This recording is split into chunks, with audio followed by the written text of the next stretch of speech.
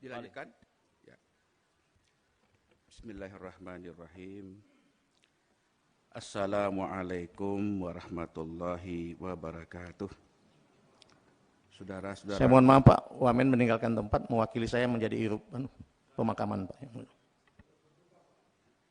Salam Pak Wamen ke keluarga almarhum. Selamat jalan Pak Wamen. Pak Ketua, Wakil-Wakil Ketua yang saya hormati, Menteri Agama, Wakil Menteri Agama, para Dirjen, para Eselon 2 dan para pejabat seluruhnya yang saya hormati dan saya banggakan. Saya kira niat kita untuk hadir di dalam forum-forum yang mulia ini tidak lain adalah menjalankan fungsi-fungsi konstitusi. Di antara fungsi-fungsi konstitusi itu adalah membahas aspek legal, aspek perundang-undangan, aspek anggaran, dan aspek pengawasan. Dalam kaitan dengan rapat kerja hari ini adalah terkait dengan RKL, terkait dengan anggaran tahun 2021. Dengan berbagai evaluasi yang kita kerjakan tahun 2019-2020. Hari ini menjadi sangat dinamis karena sesungguhnya bukan persoalan anggaran semata-mata, tetapi ada perasaan yang terbelah. Perasaan yang terbelah di dalam kehidupan berbangsa dan bernegara kita, apalagi DPR dan pemerintah harus melakukan tugas masing-masing antara tugas legislasi dengan tugas eksekutorial. Fungsi check and balances terus berjalan. Karena disinilah hakikat kita berdemokrasi. Demokrasi adalah kekuasaan dari rakyat, oleh rakyat, untuk rakyat.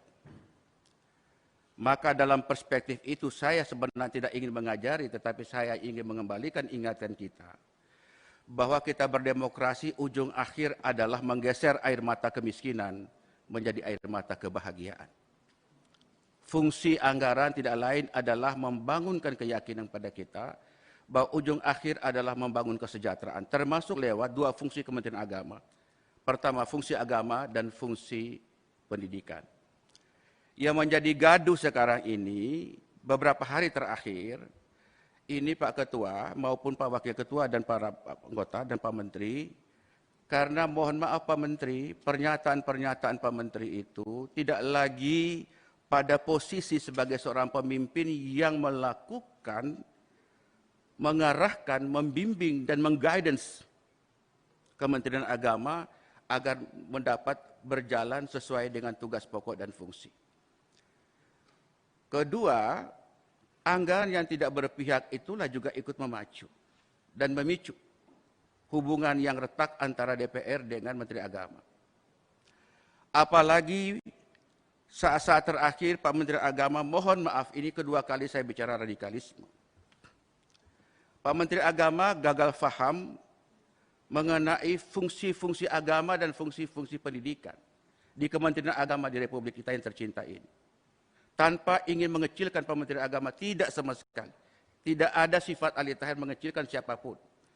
Tetapi kita bicara soal check and balances, maka saya hanya ingin bicara. Bapak ini cocoknya jadi Menteri Pertahanan Keamanan, menjadi Menteri Menko Polhukam ketimbang Menteri Agama. Saya mohon maaf, karena idealisme yang dibangun oleh kementerian ini tak terbawa. Saya mengistilahkan ideologi ditinggalkan, sejarah tak terbawa. Kenapa demikian? Karena pernyataan-pernyataan Kementerian Agama kontraproduktif terhadap program-program dan anggaran kita.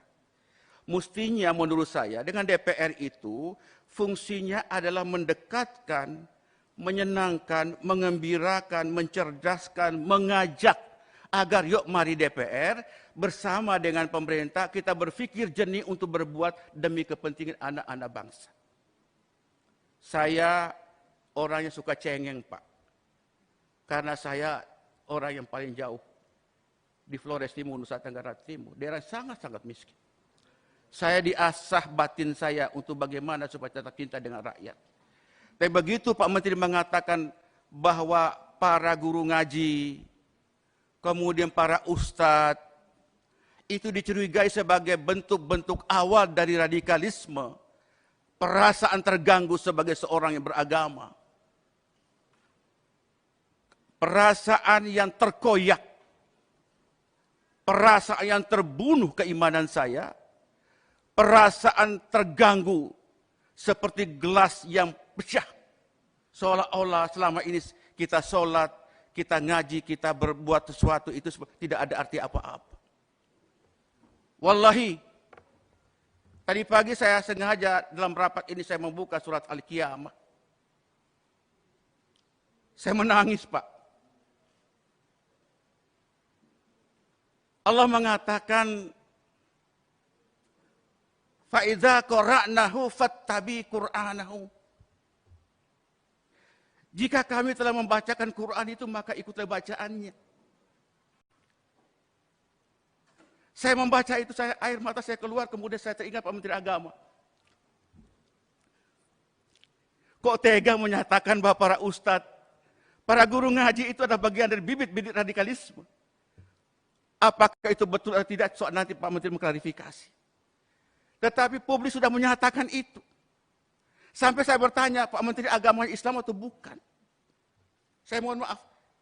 Perasaan suuzon sebagai seorang tidak boleh sebenarnya. Tapi ada perasaan tak enak.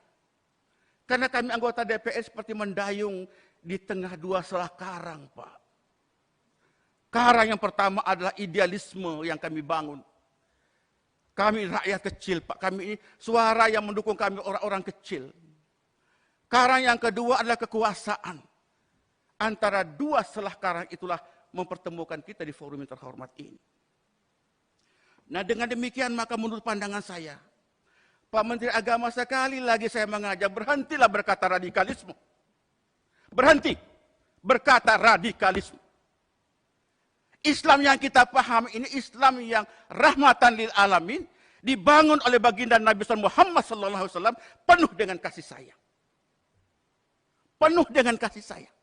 Tidak ada kebencian. Kalau Menteri Agama sudah memandang umatnya, memandang rakyat penuh dengan kebencian, berhenti dari Menteri Agama Republik Indonesia. Hari-hari kami, Pak, berhadapan dengan rakyat kecil. Saya hari ini dapat viral lagi, Pak Ali Tahir. Perjuangkan aspirasi kami. Saya bilang aspirasi itu bisa berjalan kalau imamnya tidak batal wudhu.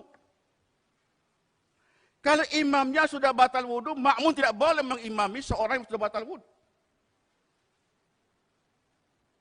Referensi-referensi radikalisme itu kan referensi orang luar terhadap umat Islam, mau Islamofobia, menghardik umat Islam, dan tolong lihat ini Islam dalam konteks global, bukan dalam konteks Indonesia semata. Nah, oleh karena itu kami merasa sakit, Pak. Luar biasa. Saya baru habis takziah dengan Pak Mali Fajar, almarhum Mali Fajar, baru sampai. Banyak orang kerubuti saya. Kok bisa begitu Pak Menteri Agama? Saya bilang beliau orang baik, Pak. Pak Menteri orang baik. Cuma belum belajar Islam esoteris dan Islam eksoteris. Islam yang substantif dan Islam yang simbolik. Orang itu menjadi radikal itu kan posisi kedua setelah terjadi intoleransi.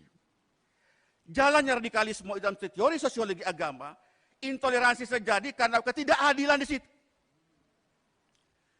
Penegakan hukum yang tidak terjadi. Hak-hak miskin, orang miskin yang terabaikan. Kebanggaan bangsa tercabut.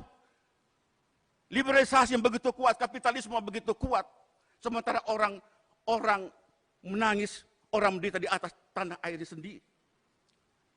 Nah, oleh karena itu paling mudah membangun bangsa ini jika intoleransi ini harus dimulai. Pertama adalah tegakkan keadilan. Yang kedua, sayangin orang miskin. Kurangin kesenjangan sosial ekonomi. Tidak boleh ada diskriminasi.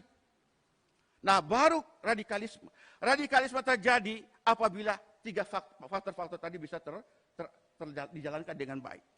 Baru terakhir itu baru terorisme. Jadi kalau saudara menteri menganggap semua para mubalik ini adalah bagian dari bibit-bibit radikalisme, saya tidak mau bicara apa lagi. Masih perlukah musabaqah tilawatil Quran? Masih perlukah musabaqah tilawatil Quran? Yang tujuannya adalah mendengarkan orang membaca Quran, kita mengamalkan isinya, berfaedah, agar membangun kekuatan spiritualitas dan juga membangun kekuatan horizontal. Oleh karena itu menurut pandangan saya Pak Ketua, Pak Yandri, marilah kita rekonstruksi, reformulasi fungsi-fungsi agama, baik itu fungsi menyangkut masalah pembinaan internal umat beragama, antar umat beragama, dengan antar umat beragama pemerintah, mesti kita bangunkan kembali. Tidak boleh membangun bangsa ini penuh dengan prasangka. Kedua, fungsi pendidikan. Fungsi pendidikan, Anda bicara fungsi lebih berarti dibicarakan soal radikalisme, yakinlah itu. Anda sangat berharga kalau bicara soal fungsi agama dan fungsi pendidikan itu dalam perspektif dakwah, Pak. Kami suka mengalami suka duka berdakwah di lapangan. Suka duka, Pak. Tapi kami tetap berjalan. Nah, oleh karena saya menghimbau Pak Ketua, menurut saya sependapat jika hari ini kita tidak lagi membicarakan anggaran dulu, clearkan dulu anggaran, supaya fokus programnya, money follow function, money follow value, dan money follow macam-macam itu di-clearkan dulu, baru setelah itu kita bicarakan rapat berikutnya, supaya maksud dan tujuan anggaran ini dapat fokus sesuai dengan tujuan anggaran belanja kita.